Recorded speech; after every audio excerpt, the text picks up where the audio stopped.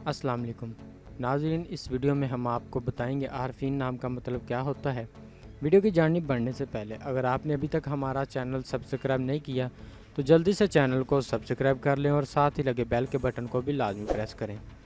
नाम आरफीन, मायनी रहनुमा, रहबर, जिन्स लड़का, मज़हब इस्लाम, लकी नंबर 5, मुआफिक दिन सोमवार और जुमेरात, मुआफिक रंग सफ़ेद, गुलाबी, हल्का सब्ज़, मुआफिक देहाती चांदी।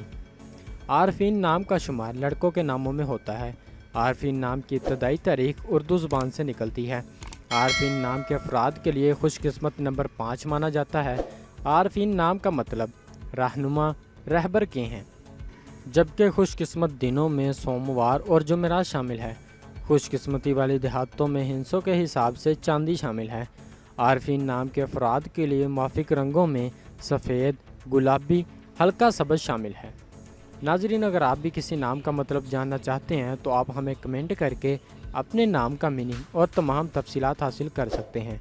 अगर आपको वीडियो अच्छी लगी तो आप इसे लाइक करें, दोस्तों के साथ शेयर करें और चैनल को ज़रूर सब्सक्राइब करें। मिलते हैं ऐसी और अगली वीडियो में, तब तक अपना ख्याल रखिएगा। अल्लाह हाफिज़।